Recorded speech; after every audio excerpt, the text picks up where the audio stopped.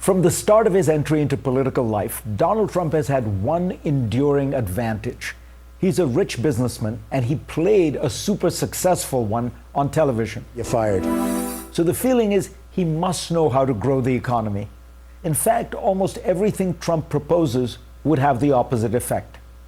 Take his most important proposals, ones that he talked about at length at the Chicago Economic Club this past week: sweeping tariffs on all imported goods.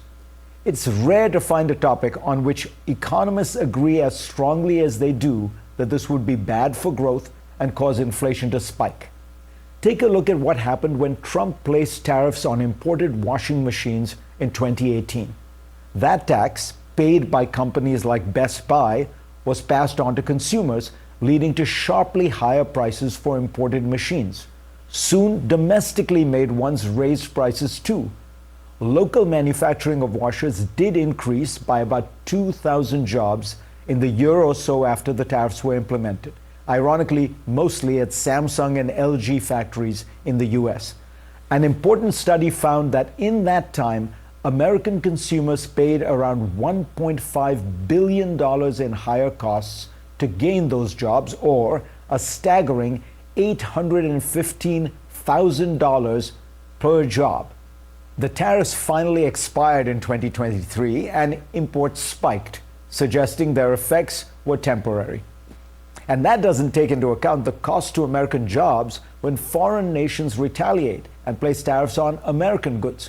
When China retaliated against Trump's tariffs by raising its own taxes on American agricultural exports, Trump paid tens of billions of dollars in subsidies to American farming companies to compensate them for their lost business in China. Most of these subsidies, by the way, went to large American agro businesses. The effects of tariff policies are inherently regressive. The average American consumer pays for them, and the benefits go to a small number of favored industries and companies. They're also inherently political, favoring lobbyists and well-connected companies. The government always issues some exemptions from tariffs, and an academic study found that the Trump administration was significantly more likely to grant exemptions to companies that donated money to Republicans.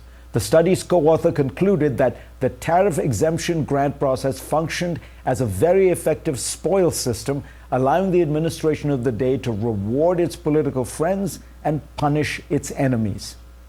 Tariffs also tend to be immortal. They often stay on far longer than the problem they are trying to solve remains relevant, especially when the beneficiary companies lobby hard to keep them in place. The United States has a 25% tariff on imported light trucks. It was put in place as a retaliation for France and West Germany's tariffs on American chicken in 1964.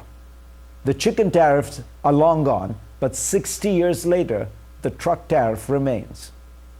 These examples are all small bore, specific tariffs on one or two goods.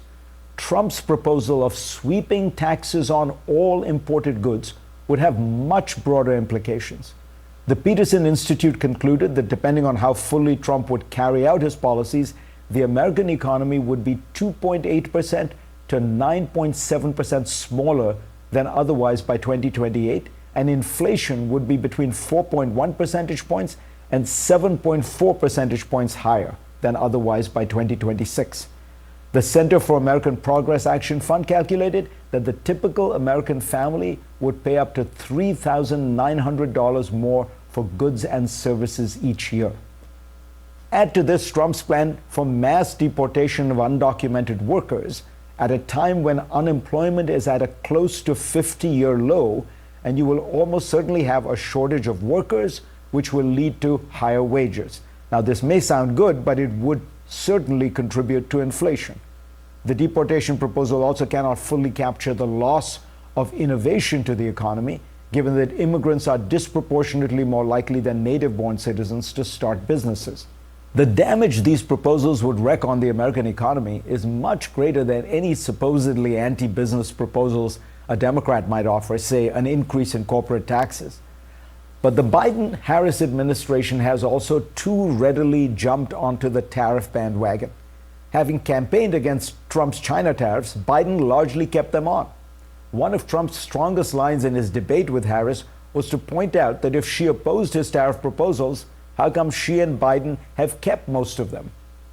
Recently, the Biden administration completed an exhaustive review of Trump's tariffs, and it showed that the tariffs have been fairly ineffective in changing China's behavior and also in revitalizing American manufacturing. And yet, the administration concluded that the tariffs should be kept on or even increased because maybe at some point they would work.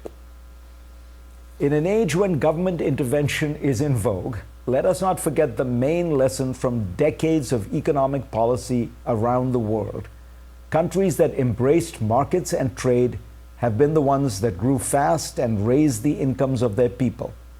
Countries that used taxes, tariffs, and regulations to give the government a major role in steering the economy generally got low growth and lots of corruption.